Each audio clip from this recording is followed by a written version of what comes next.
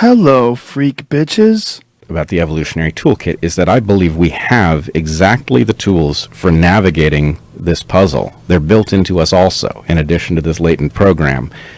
But we are now in a very dangerous situation because, for example, if Google and other of these online Goliaths start deploying algorithms that decide what we get to talk about and see, then we cannot use the very tools that are necessary in order to escape and avoid something like civil war, which frankly... Open communication and debate, analyzing all the components of this issue completely objectively. Exactly. Yes, and taking the risks that are necessary with that. And some of the risks are that if we have free and open communication, that some percentage of that communication is going to be reprehensible and deplorable. But that, yes. but that the consequences of suppressing that are so much more dangerous than the consequences of allowing it, that they're not in the same universe. Yes, we empowered those terrible ideas by making them, electronically taboo. Yeah. And then the point is they're going to fester. Whereas if we discuss them, we can diffuse the ones that are terrible. We can spot the opportunities that we don't know we have, and we can move forward rather than descend into civil war, which frankly looks more and more likely. And this issue with Google and YouTube, let's say, and these other gigantic internet companies, it isn't a matter of if they're going to produce automated bots that do perceptual censorship. They are doing that. Well, to explain Gad Saad, explain what happened with him. Well, he tweeted the other day that, and I knew this was in the workings because I'd been looking at what YouTube and Google are planning with regards to their artificial intelligence sensors, let's say.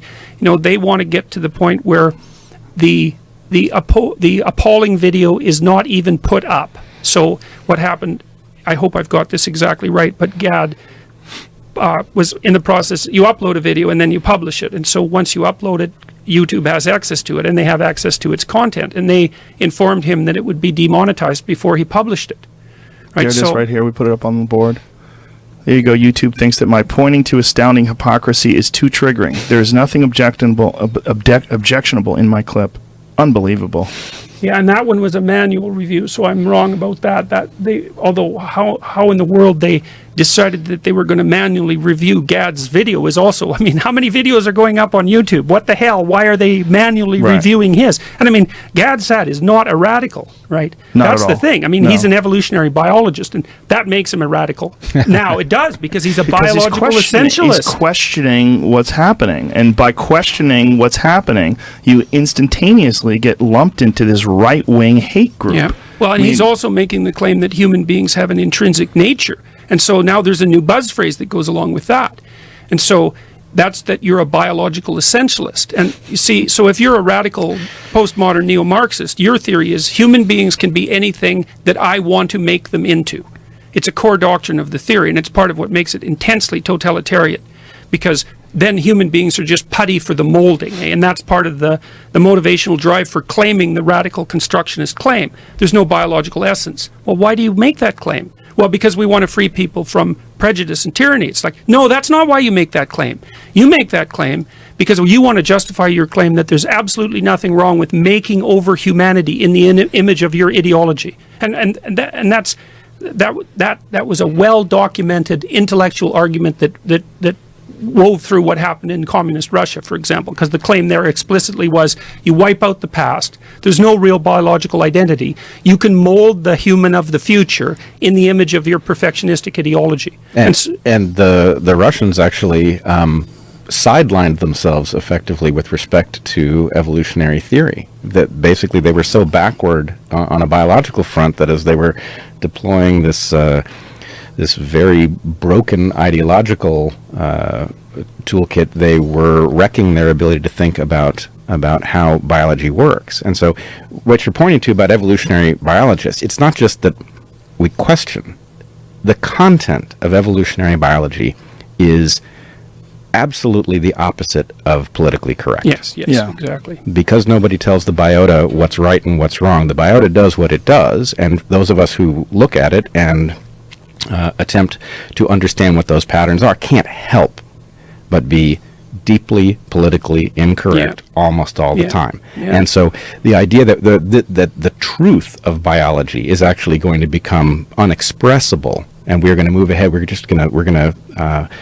going to sideline it so that we can move ahead with this ideological stuff. I mean, that is cutting off your nose. That's to spite already your happening. face. So Biology is racist and sexist. you Well, if I might, biology, and we're going to have to go back here in order to collect a tool, but biology does create entities that have the potential for racism in them. In our genomes, we carry the potential for racism for Darwinian reasons. Sexism is a little different, right? It is, so I'm about to become very politically incorrect. Uh-oh. Yeah, I know. It is not possible for male genes to gang up on female genes because all of our genes spend half their time in male bodies and half their time in female bodies, which does not mean that civilization is fair with respect to sex and gender, but it does mean that there's no biological basis for the evolution of a patriarchal force that subordinates women, because whatever the patriarchy does, those who are part of the patriarchy become female in the next iteration and they suffer the consequences of it. This is not the case with race. Unfortunately, this is not a good thing, but it is a true thing. In a Darwinian sense, one population can gang up on another population, and it has happened again and again. It explains all of the worst chapters in human history. And so, in some sense, what I'm getting at is that you want to understand that process. And once you understand what your genes are actually up to, and you understand that your genes, their objectives in the universe are not defensible, what your genes want cannot be defended in rational terms, then we become free to do something else, to recognize that our genes are up to things that we don't have any reason to honor. And we can basically take them out of the control position. But if we imagine that what our genes are up to must be all right, and therefore it can't include anything like racism, then we're just stuck. Then we don't have the tools to diffuse racism.